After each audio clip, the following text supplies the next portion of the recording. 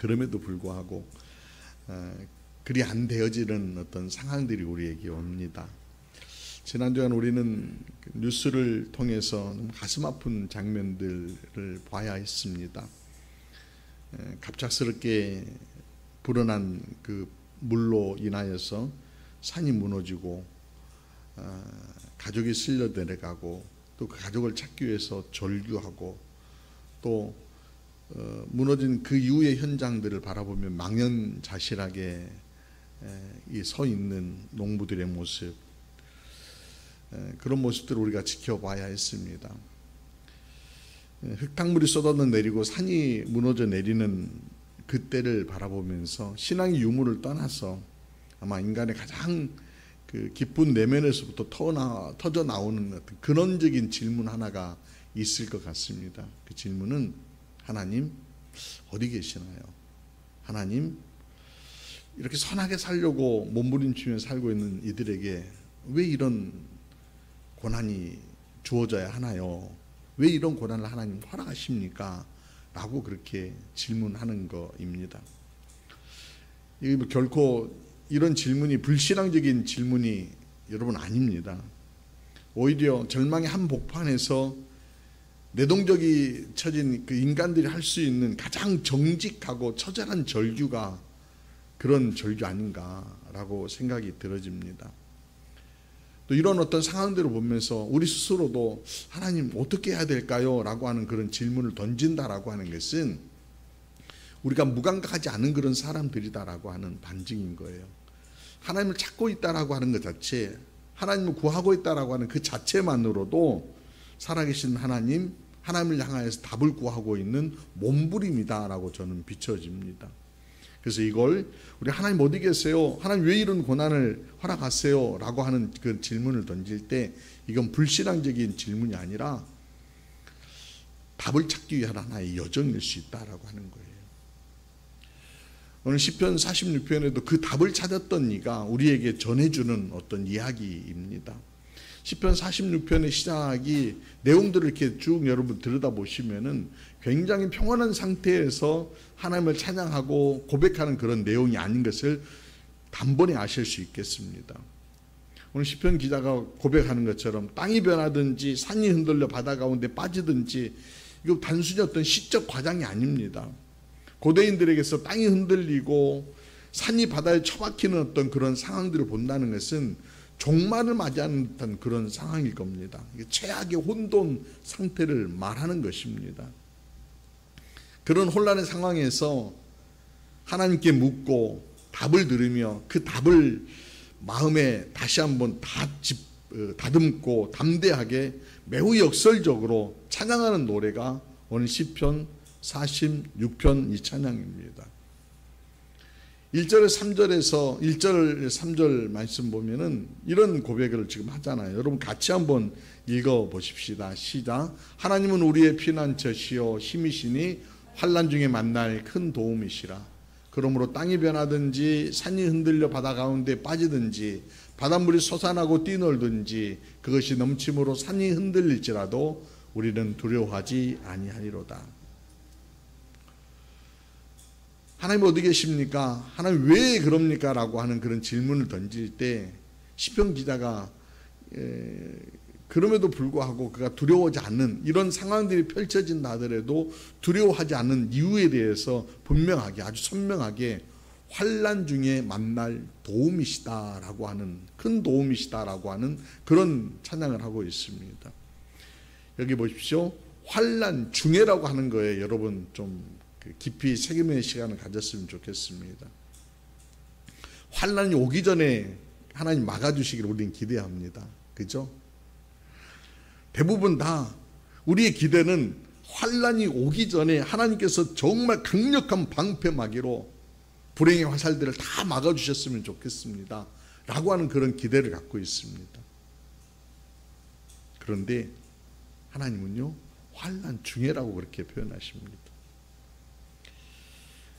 이건 굉장히 우리에게도 시사하는 바가 굉장히 큰 것 같습니다.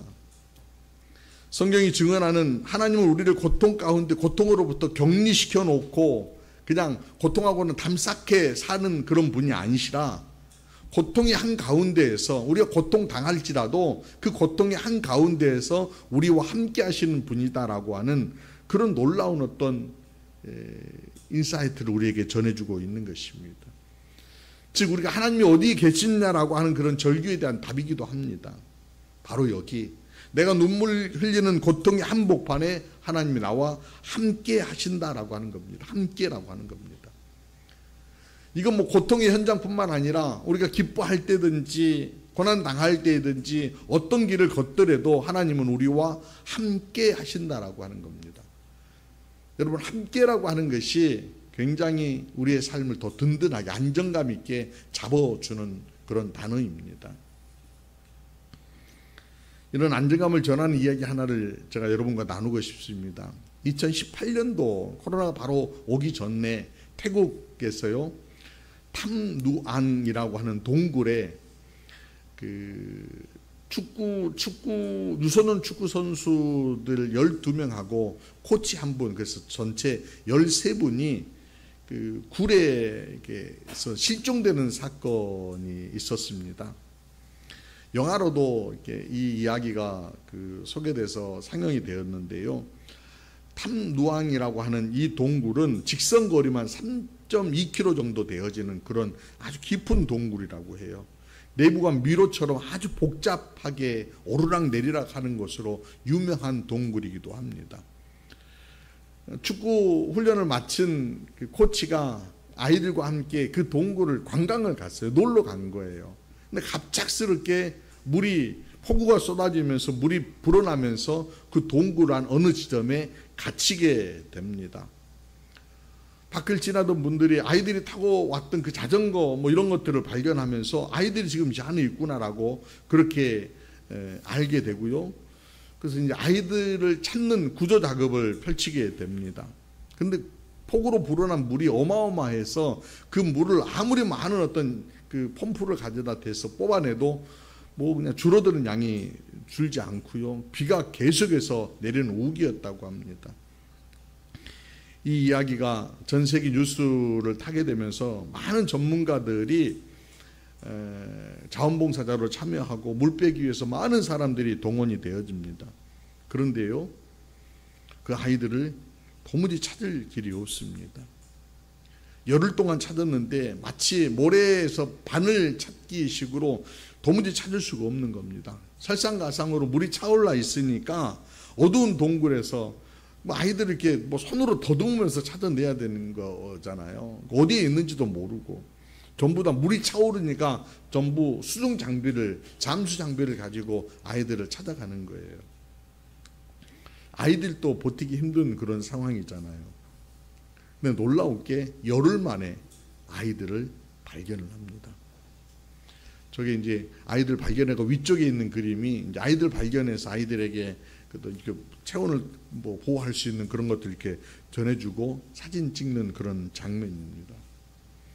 동굴의 특성상 아이들을 한 번에 이렇게 구조해 내올 수 없습니다. 그래서 계속해서 이제 뭐 잠수를 하면서 와야 되고요. 한 사람 겨우 통과할 수 있는 그런 어떤 그 통로들을 지나쳐야 되는데 잠수 장비를 등에 메고 있으니까 한 사람도 겨우 빠져나가는 게 쉽지 않습니다. 13명의 사람을 구출해 내는데 걸린 시간이 8일이었습니다. 그러니까 아이들이 18일 동안이나 저곳에 있으면서 온전하게 구조되기까지 많은 난관과 시간이 소요되어지는데 마지막 구조된 사람이 누구였겠습니까? 코치였습니다. 코치가 끝까지 아이들 한 명 아이들을 계속해서 뭐 내보내면서 끝까지 용기로 북돋아주면서 지켜냈다고 합니다. 저기 아래쪽에 있는 그 청년이 그 코치입니다. 25살, 당시 25살 된 코치였다고 합니다. 이름이 어려워서 제가 발음하기 굉장히 어려운데요. 에까본 참따윙생 태국말로 그럽니다. 본래 이 친구가 미얀마 청년인데 어릴 때에 부모님을 잃고 부모님 세상을 떠나시고 다른 이웃에 의해서 이렇게 자라다가 미얀마에서 이제 난민으로 이렇게 탈출을 하게 되고요. 또 미얀마에 있을 적에 그 승려가 되어지는 그런 그 소망을 가지고 또 수도승의 길들도 걸었던 그런 친구라고 해요. 굉장히 근데 침착하게 12명의 아이들을 뛰어난 정신력을 가지고 아이들에게 뭐 그런 상황 닥치면 아이들에게 혼란에 빠질 수 있잖아요. 같이 기도하자, 또 잠을 권유하기도 하고 아이들을 이렇게 다독이면서 뭐 축구 구호를 외치기도 하고 기운을 북돋아 주기도 하고, 자, 아이 가운데 생일 파티 하려고 과자를 싸가지고 왔던 애가 있었는데 그거 하나씩 먹어가면서 열흘 동안을 버티고요, 발견돼서 그 다음에 또 8일 동안 버티면서 아이들 곁에서 끝까지 견뎌줬다고 합니다. 구조대가 구조할 때에도 한 아이를 이제 뭐 여러 사람들이 계속 이제 리더하면서 밧줄 묶어서 이렇게 이동하잖아요. 그러면서 아이들 하나하나를요, 위험한 길들을 전부 통과하면서 밖으로 데려 나왔습니다. 저는 이런 모습 보면서 함께 한다라고 하는 것, 누가 함께 하느냐에 따라서 어떤 그 두려움의 강도들은 다르게 적용될 수 있을 것 같아요. 저는 이런 모습 속에서 우리가 늘 새김하고 다짐해야 되는 게, 어떤 두려운 상황 가운데에서 하나님이 우리와 함께 하신다라고 하는 것들을 여러분이 꼭 새기며 붙잡을 수 있었으면 좋겠습니다. 절망의 한복판에서 하나님이 우리에게 반드시 전해주시는 말씀이 우리와 함께 계시고 용기를 북돋아 주시고 화이팅 외쳐주시고 도움의 손길로 우리 가운데 한 사람 한 사람을 붙잡아 이끌어 주신다라고 하는 겁니다. 이걸 확인할 수 있는 것, 이거 확인시켜 주신 사건이 하나님이 우리와 함께 하신다라고 하는 것들을 지금 눈으로 볼 수 있고 우리가 만날 수 있고 확인시켜 주신 것이 바로 예수 그리스도의 성육신 사건입니다. 성육신 사건. 기독교 신앙의 심장부라고 할 수 있는 것, 하나님이 인간이 되셨다라고 하는 것, 이거 굉장히 경이로운 선언입니다. 영광의 보좌에 그냥 말씀으로만 계시는 하나님이 아니라 죄와 고통으로 가득한 이 세상의 한복판에 연약한 사람의 몸을 입으시고 직접 찾아오셔서 그들의 배고픔, 그들의 목마름, 죽음의 공포, 이 모든 것들을 바라보면서 눈물을 흘려주시고 또 친히 그 모든 죄의 짐들을 져주시며 죄의 문제를 단번에 십자가에서 해결해 주신 분, 바로 그분이 우리 하나님이시다는 겁니다. 이 성육신은 바로 하나님이 당신이 내 고통을 알고 계신다, 나와 함께 하신다라고 하는 최종적인 답인 것입니다. 사랑하는 여러분, 임마누엘 주님께서 여러분과 함께 하십니다. 절망의 상황 가운데에서도 붙잡아야 될 가장 확실한 신앙의 닻은 바로 주님이 나와 함께 하신다라고 하는 겁니다. 그러나 여기에서 또 다른 질문이 또 생겨나잖아요. 또 다른 질문은 뭐냐면요, 하나님이 함께 계시진 하지만 여전히 우리는 고통스럽습니다. 땅은 여전히 흔들리고 홍수는 모든 것들을 삼키고 있습니다. 그렇다면 우리의 희망은 우리가 희망을 어디에다 둬야 합니까? 라고 하는 그런 물음들이 또 던져지게 될 겁니다. 그 물음에 대한 인사이트를 얻기 위해서, 답을 얻기 위해서 4절 말씀을 여러분 한번 함께 보십시다. 그리고 한번 그림을 그려봤으면 좋겠습니다. 4절과 5절 말씀입니다. 제가 읽습니다. 한 시내가 있어 나뉘어 흘려 하나님의 성 곧 지존하신 이의 성소를 기쁘게 하도다. 하나님이 그 성 중에 계심에 성이 흔들리지 아니할 것이라. 새벽에 하나님이 도우시리라.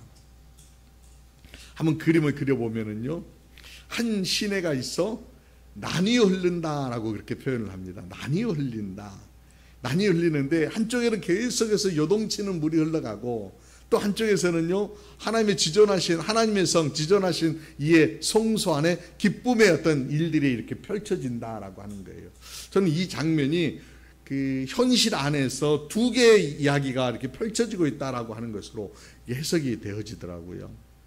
즉 우리의 현실이라고 하는 것은, 삶의 자리라고 하는 것은 늘 요동하는 많은 어떤 일들이 계속해서 일어나고 있잖아요. 근데 또 다른 어떤 한 곳에서는 하나님의 어떤 역사, 하나님 주시는 평안, 이런 것들이 있다는 거예요.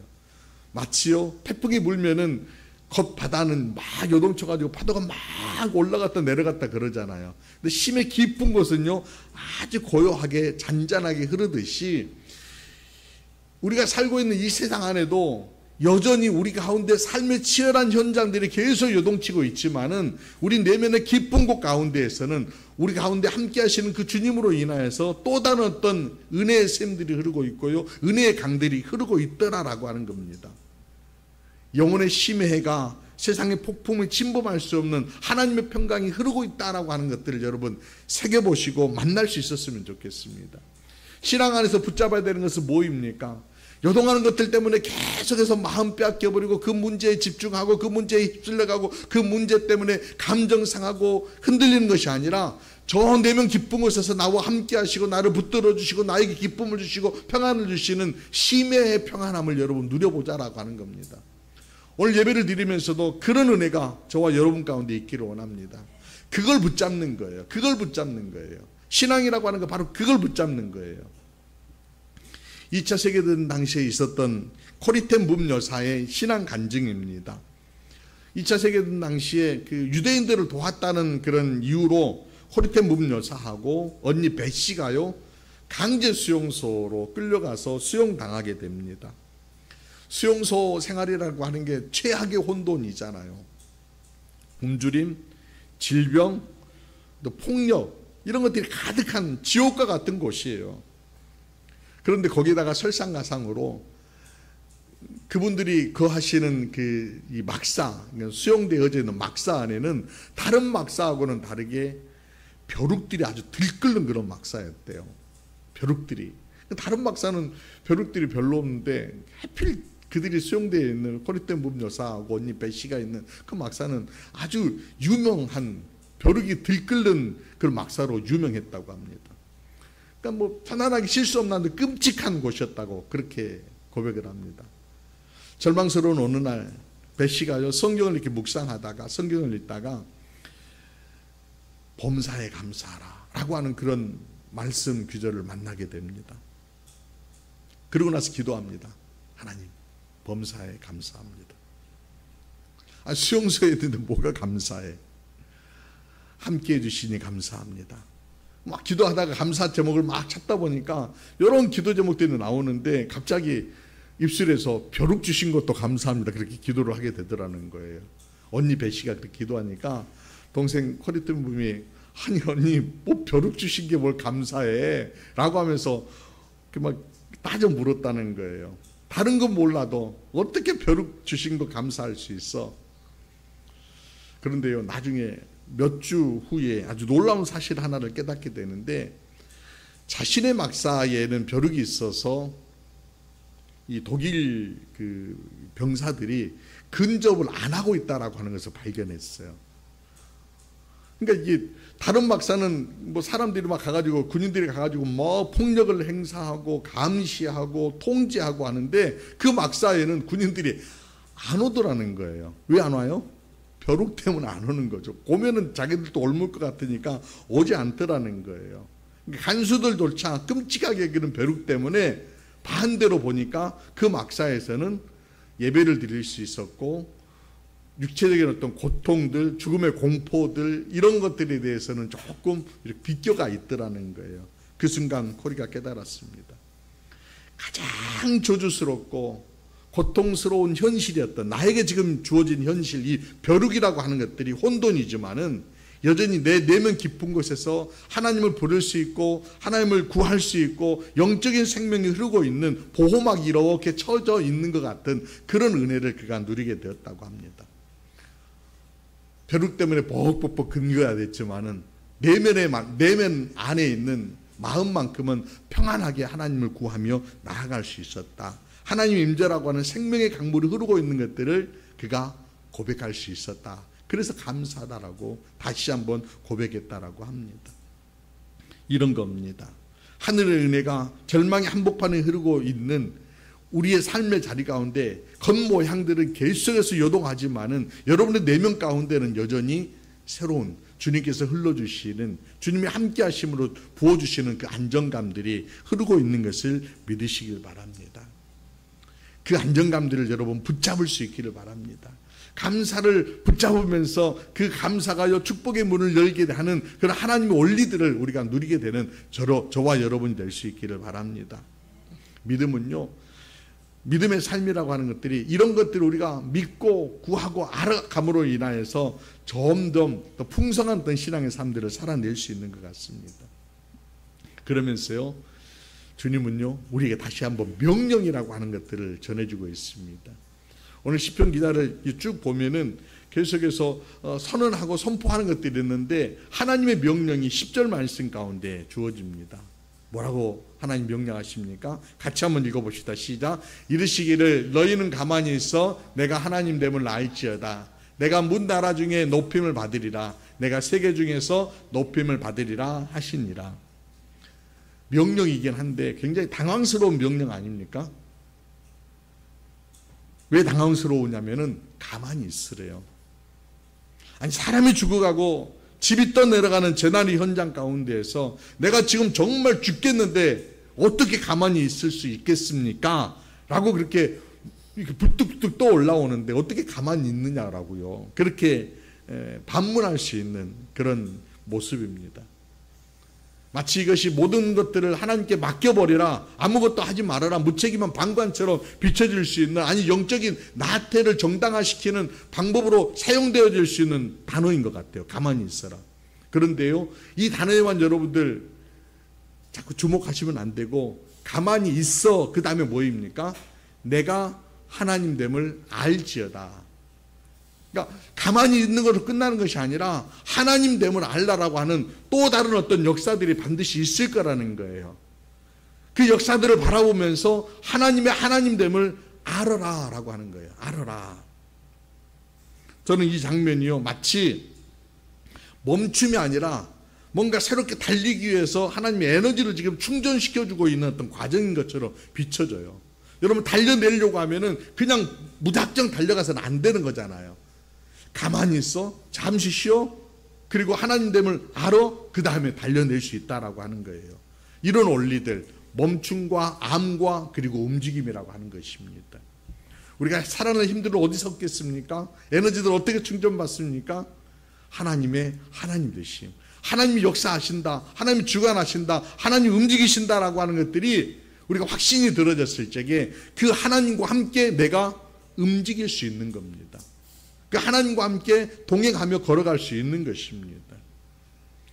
그렇게 걸어낼 때에 하나님의 역사의 동력자로서 내가 쓰임받고 설 수 있는 것입니다. 알미라고 하는 게 이렇게 중요해요. 폭우 현장 뉴스 보다 보니까 이런 뉴스 하나가 나옵니다. 안동과 청송의 분들이 중장비를 싣고 250km 되어져 있는 산청 지역까지 내려가서 봉사하는 장면이 나오고요. 인터뷰하는 모습이 뉴스에 나옵니다. 근데 저 인터뷰 하신 분이 했던 게 마음에 좀 쑥 와닿더라고요. 뭐라고 얘기했냐면은 우리가 먼저 좀 뭐라고요? 아팠고 그 사람들 지금 아프니까 우리를 보고 힘을 내고 잘 이겨내시라고요 라고 하면 오셨다는 거예요. 아파봐서 안다는 겁니다. 그래서 공감한다는 겁니다. 우리가 하나님을 안다라고 하는 것들이 바로 이거입니다. 하나님이 나를 얼마나 사랑하는지 내가 아니까, 하나님 나를 얼마나 도우시기를 원하시는지 아니까, 하나님 나와 함께 하시는 것을 내가 확신하니까 아니까, 그리고 나서 내가 공감하여서 하나님과 함께 공감하여서 하나님의 일들을 감당하는 사람으로 살아낼 수 있다라고 하는 겁니다. 사랑하는 여러분, 하나님의 이 마음, 절망의 한복판 가운데에서 또 나와 함께 하시는 그 하나님을 여러분 만날 수 있기를 바랍니다. 아픈 현실이지만은 여전히 하나님의 성을 통하여서 우리에게 위로의 음성을 들려주시고 안정감을 위하여서 더욱 붙잡아 주시고 평안을 누리고 또한 하나님께서 도우셔서 합력하여 서를 이루어 나아가실 그 하나님을 기대하시면서 우리 모두가 일어서 달려낼 수 있었으면 참 좋겠습니다. 우리뿐만 아니라 어려움 당하고 있는 이들이 바로 그 마음으로 일어서 달려낼 수 있었으면 좋겠습니다. 오늘 시편 기자가 이렇게 선언을 합니다. 11절 말씀 보시면 이렇게 선언을 하는데, 저는 이 선언이 우리 모두의 선언이 되었으면 참 좋겠습니다. 여러분, 선언하는 그런 마음으로 오늘 시편 오늘 11절 이 말씀을 다 같이 한번 선포해 보십시다. 함께 선포합니다. 시작. 만군의 여호와께서 우리와 함께 하시니 야곱의 하나님은 우리의 피난처 시로다. 아멘. 기도하시겠습니다. 하나님 아버지, 땅이 변하고 산이 흔들리는 듯한 절망 속에서 주님 어디 계십니까? 울부짖던 저희에게 말씀으로 찾아와 주시니 감사합니다. 가장 안전한 곳이 아니라 가장 아픈 곳에 고통의 한복판에 함께 하시는 분이 우리 하나님이심을 믿음으로 고백합니다. 혼돈의 바다가 우리를 덮을 때 우리 안에 마르지 않냐는 생명의 강, 평안의 강을 흘려 보내 주옵소서. 그 강가에 잠시 머물러 하나님의 하나님 되심을 깊이 알게 하시고 그 삶으로 비롯하여 참된 위로와 용기를 얻게 하옵소서. 이제는 받은 사랑을 나누기를 원합니다. 내가 너의 아픔을 안다 말씀하시는 주님의 마음을 품고 상처 입은 영혼들에게 다가가게 하옵소서. 우리의 위로가 필요한 곳에서 살아있는 피난처가 되시는 주님의 자녀들로 우리가 주님을 드러내는 하나님 나라를 이루어 나아가는 자들로 사용되어지게 하여 주옵소서. 우리의 유일한 소망이 되시는 예수 그리스도의 이름으로 기도드리옵나이다. 아멘. 아멘.